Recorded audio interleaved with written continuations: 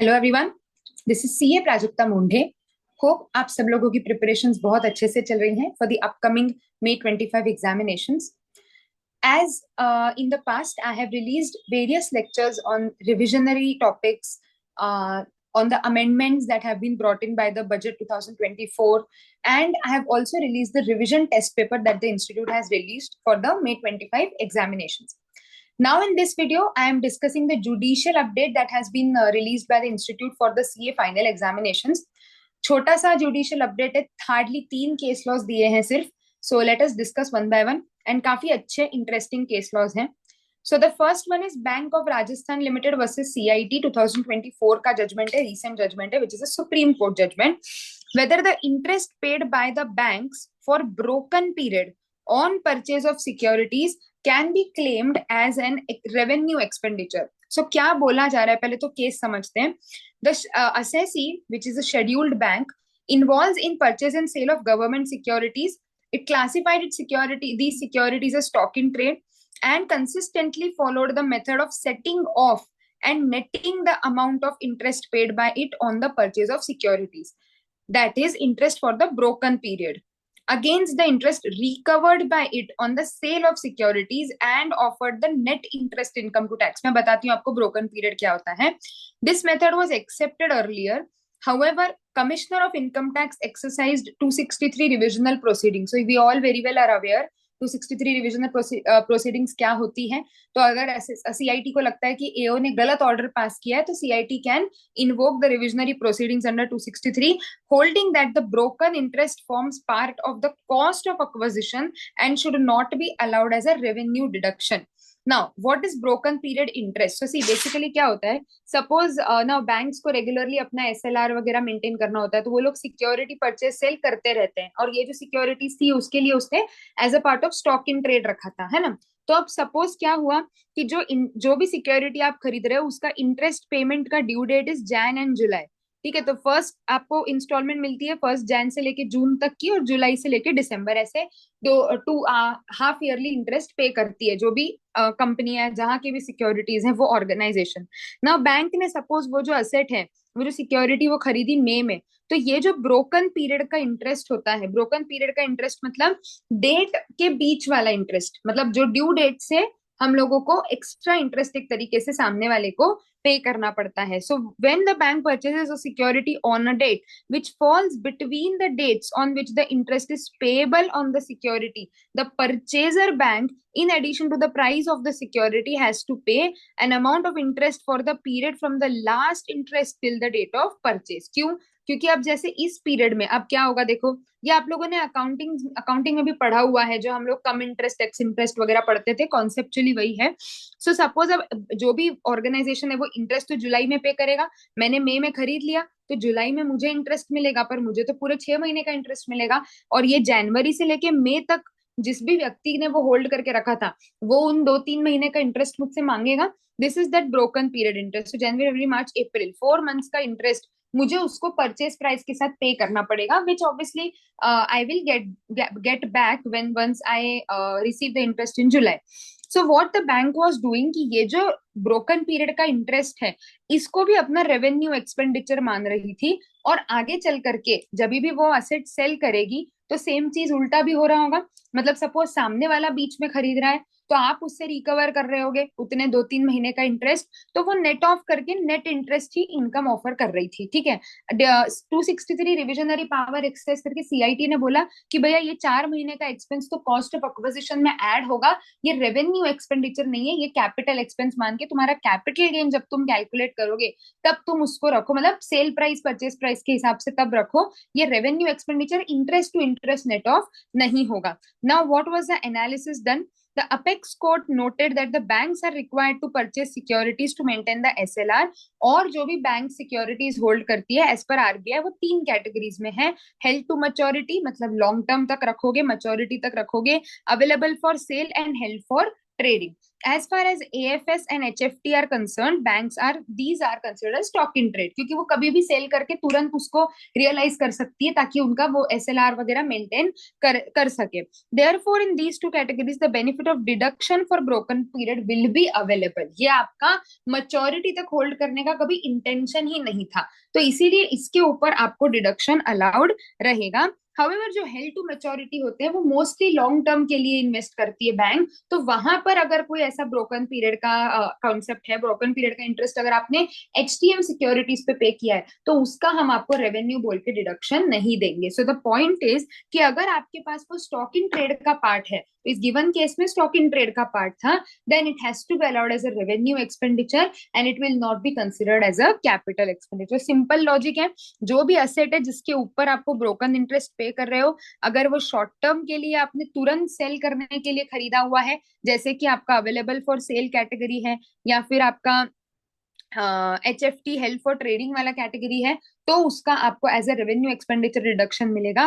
But अगर आपने long term period के लिए परचेस किया है, तो अगर आप ब्रोकन इंटरेस्ट पे करते हो that is held to maturity, तो फिर उसका आपको रेवेन्यू एक्सपेंडिचर में डिडक्शन नहीं मिलेगा. ठीक है, that will be capitalised, that will be considered as a cost of acquisition of the asset. ठीक है, सिंपल सा है.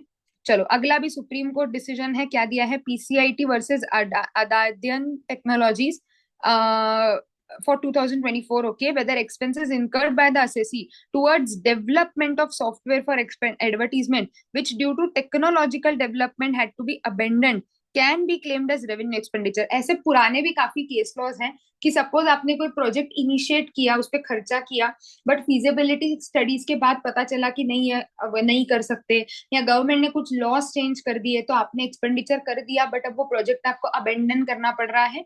तो ऐसे केसेस में there are various precedent case laws as well, जहां पर वो एक्सपेंडिचर को रेवेन्यू अलाउ किया है डिपार्टमेंट ने, subject to certain circumstances and facts of the case. Now in this case also what happened, SSC जो है वो अलग अलग कस्टमाइज्ड इंटरनेट एडवर्टाइजिंग सर्विसेज देती थी. ठीक है, तो उसके लिए उन्होंने कोई सॉफ्टवेयर डेवलप करना शुरू किया. लेकिन अब as we all know, software जो है वो काफी फ्रीक्वेंटली चेंज हो रहे हैं. चैट जीपीटी में देखो हर दिन कुछ ना कुछ नया ट्रेंड आ रहा है. अभी एक वो तुम्हारा ट्रेंड चला सोशल मीडिया पर, उसमें थोड़ा सा आधा दिन नहीं हुआ होगा, लोगों के और नए नए ट्रेंड्स शुरू हो गए, कॉमिक बुक स्टाइल फोटोज और ये फोटोज और वो फोटोज. तो आप एक ट्रेंड सीखना शुरू करते हो, उतनी देर में तो कोई नया ट्रेंड आ चुका है. आज टाइम ही वैसा चल रहा है because of AI and everything. तो उसने जो सॉफ्टवेयर डेवलप किया उसके वो एडवर्टाइजिंग सर्विसेज देने के लिए, that particular software became obsolete, और इसलिए उसको वो सॉफ्टवेयर बनाने का आगे का काम जो है वो अबेंडन करना पड़ा. सो उसने उसको कंप्लीट नहीं किया. तो सपोज उसने 1.5 ईयर इन्वेस्ट कर दिया, खर्चा किया, सब किया, बट आगे चल करके उसको कंक्लूजन तक नहीं ले जा पाया, उसने वो अबेंडन कर दिया वहीं का वहीं. कि अब इसको अगर मैं कंक्लूड करता भी हूँ तो भी आज की टेक्नोलॉजी के हिसाब से ये सही नहीं है, तो बेटर है मैं बचा हुआ टाइम नए वाले पे चैनलाइज करता हूँ. तो वो जो 1-1.5 साल का एफर्ट था, उसके ऊपर तो खर्चा हुआ, एम्प्लॉयज होंगे, हम लोगों को एक्सपेंडिचर लगा होगा. तो असेसी का क्वेश्चन ये था, मतलब असेसी ने उसको क्लेम करा as a revenue expenditure. Now what assessing officer did, obviously assessing officer disallowed it. तो अब क्या हुआ, अल्टीमेटली क्या हेल्ड हुआ?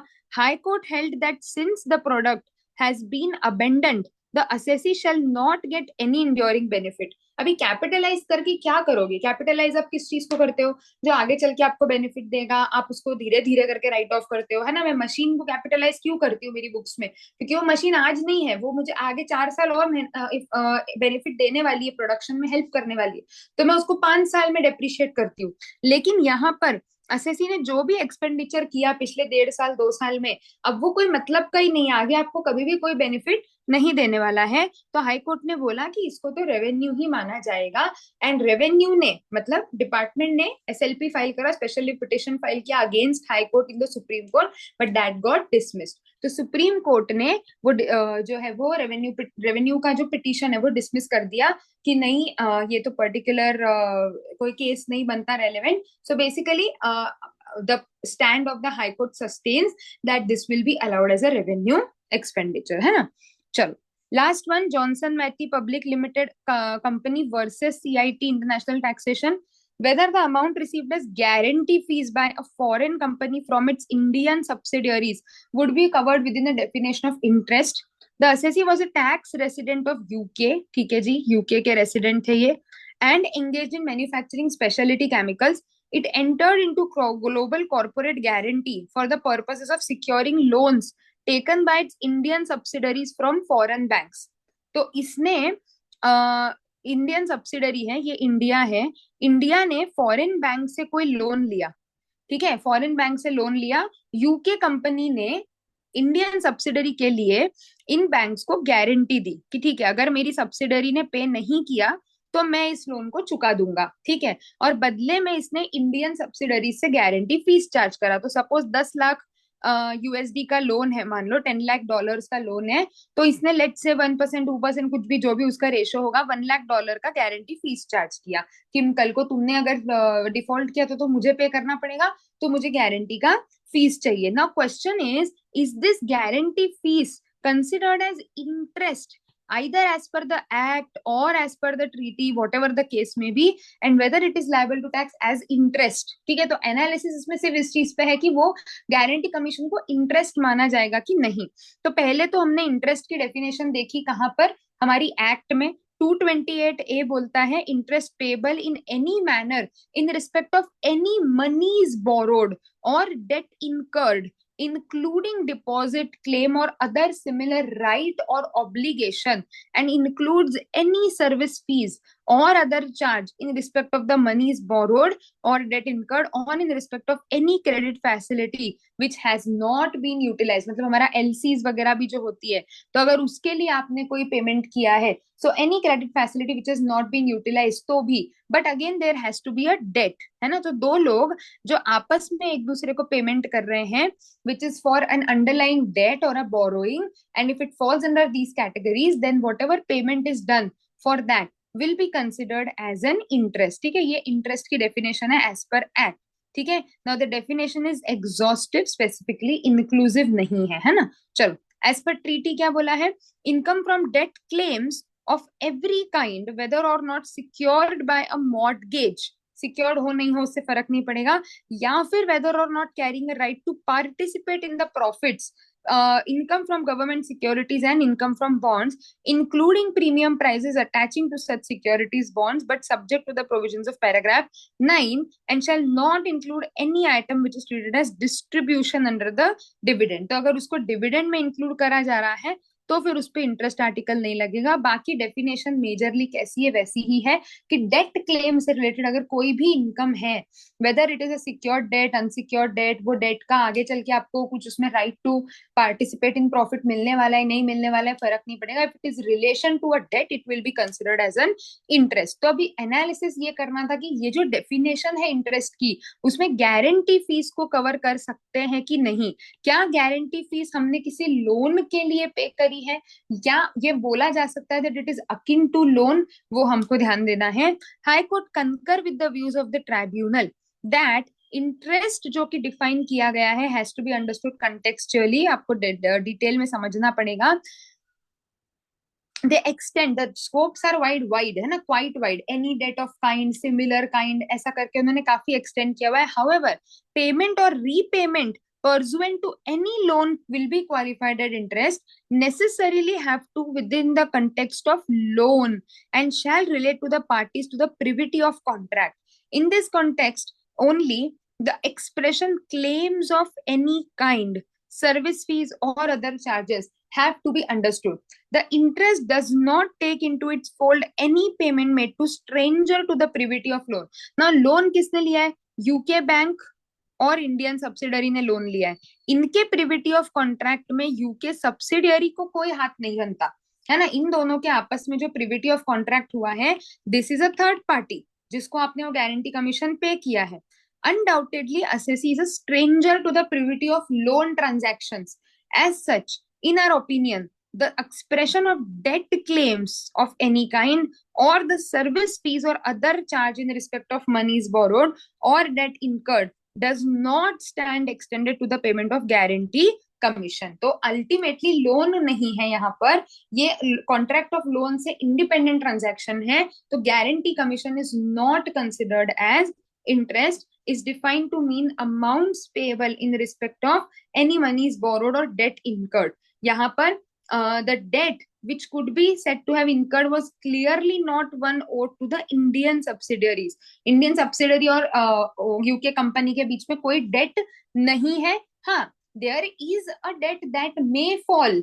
अगर आगे चल करके गारंटी नहीं, तो मतलब अगर हमने यूके बैंक को पेमेंट नहीं किया तो जो यूके कंपनी है उसको यूके बैंक को पेमेंट करना पड़ेगा, और फिर वो आगे चल करके वो पैसा इंडियन सब्सिडी से रिकवर करेगी. बट अगर डिफॉल्ट हुआ तो एज ऑन डेट ऐसा कोई, और ये इनकम हम लोग उसके लिए नहीं दे रहे. इनकम तो इरिस्पेक्टिव ऑफ डिफॉल्ट है. आप डिफॉल्ट करोगे तो आपको, क्योंकि मुझे इसको पैसा देना है इसीलिए मैं कमीशन दे रही हूँ, नहीं. तो आपके लोन के ट्रांजैक्शन का इससे डायरेक्टली कोई संबंध नहीं है.